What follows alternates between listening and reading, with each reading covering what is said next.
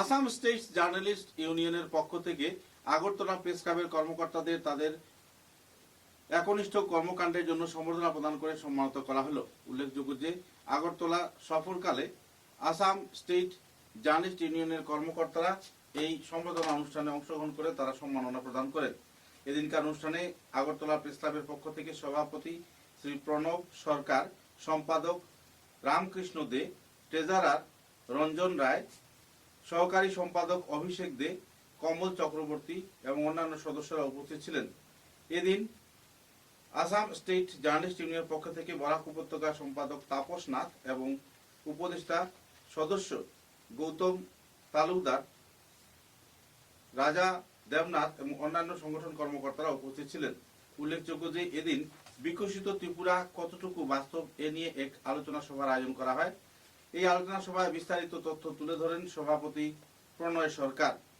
এদিন নিজের বক্তব্যে সম্পাদক রামকৃষ্ণ দে তার অভিমত তুলে ধরেন আলোচনা সভায়। সব মিলিয়ে এক আনন্দমুখর পরিবেশে একে অপরকে সম্বর্ধনা প্রদান করা হয় এবং পরবর্তীকালে আগরতলা প্রেস ক্লাবের পক্ষ থেকেও আসাম জার্নালিস্ট ইউনিয়নের কর্মকর্তাদের সম্বর্ধনা প্রদান করে সম্মানিত করা হয়।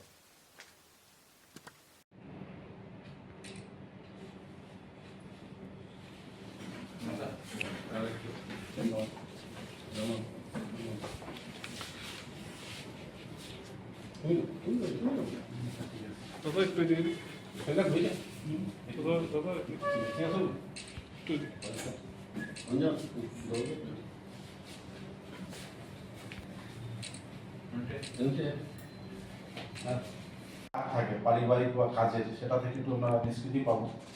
ঘরের চৌকাটের ভিতরে ঢুকলেই সংসারের চাপ, চৌকট থেকে বের হলেই সংবাদ মাধ্যমের চাপ, এ নিয়ে আমাদের জীবন চলছে। এর বাইরে কিন্তু আমরা চিন্তা করছি না। তার উপর আরো বাহ্যিক রাজনৈতিক এবং কিছু সামাজিক চাপও আমাদের তাড়া করে যায়। সেই জায়গা থেকে একটু রিলিফ পেতে, জীবনে একটু সবুজ আয়নের ক্ষেত্রে নিজেকে একটু মানিয়ে নিতে আমাদের এই আগমন। আমরাও চাপে ছিলাম দীর্ঘদিন ধরে, দাদা জানেন, দাদুদারবাবু। তো সেই জন্যই আসা, মাতাবাড়িতে দেখানো, নিজের মনকে হালকা করা। যাই হোক, আপনাদের এখানে এসে আমরা খুবই গর্বিত। আপনাদের আতিথেয়তা, আপনাদের আমরা ছোট্ট একটা সম্বর্ধনা অনুষ্ঠান আছে। আমি এই অনুষ্ঠানের প্রথমে আমাদের শ্রদ্ধেয় গৌতম তালুকদার দাদাকে অনুরোধ করবো আমাদের সভাপতি প্রণব সরকার মহোদয়কে উত্তরীয় দিয়ে সম্মাননা করা।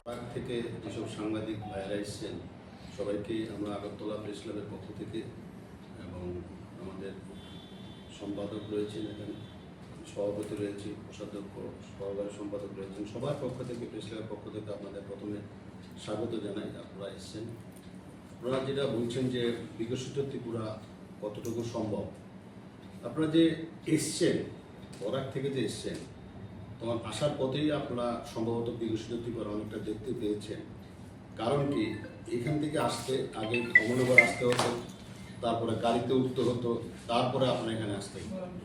আপনারা সোজা ট্রেন ধরেছেন, ট্রেনে আপনারা উঠেছেন। প্রায় 3-4টা train daily Silchar Agartala upload করছে। সারা দেশের সাথে ট্রেন কানেক্টিভিটি থেকে শুরু করে রুট আপনারা দেখেছেন আসার সময়, রোড কানেক্টিভিটি থেকে শুরু করে এই যে কিছুদিন আগেও শিলচর থেকে একজন পেশেন্ট আমাদের এখানে এসছে, ডক্টর রবীন্দ্রনাথের তত্ত্বাবধানে চিকিৎসা সুস্থ হয়ে গেছেন, উনি নিজেও বলেছেন। এরকম আমাদের এই রাজ্যে যে ডেভেলপমেন্ট, বিকশিত ত্রিপুরা, এটা আপনার যে কোনো সেক্টর যদি আপনি দেখেন, যে কোনো সেক্টরে আপনি যেমন ইলেকট্রিক ট্রেন আমাদের এখানে চালু হয়ে গেছে, ফ্লাইট আমাদের এখানে, বিমানবন্দরে আপনারা যদি যান, বিমানবন্দর গেলে দেখতে পাবেন যে নর্থ ইস্টের মধ্যে গুয়াহাটির পরে সবচেয়ে সুন্দর বিমানবন্দর আমাদের এখানে আছে। আপনারা মাতাবাড়ি দেখতে এসছেন, মাতাবাড়ি দেখে আপনারা বুঝতে পেরেছেন যে মাতাবাড়ি কত সুন্দর মাতাবাড়ি হয়েছে। এবং এটা মাননীয় প্রধানমন্ত্রী এই মাতাবাড়িতে 5 থেকে 6 বার এসছেন, সবাই আসছেন এখানে। এবং আমাদের এখানে যে জিডিপি, গ্রস ডোমেস্টিক প্রোডাক্ট, যেটা আমাদের জিডিপি উত্তর পূর্বাঞ্চল থেকে আমাদের সব রাজ্য থেকে আমাদের জিডিপি এখানে হাই। মানুষের ক্রয় ক্ষমতা বেড়েছে। আমাদের এগ্রিকালচার সেক্টরে, আমাদের যে কোনো প্রোডাক্ট এগ্রিকালচার সেক্টরে, একটা সময় দেখা গেল শিলচর থেকে আমাদের এখানে ওই যে মরিচ আসতো, এখন সব প্রোডাক্ট এখানে হচ্ছে।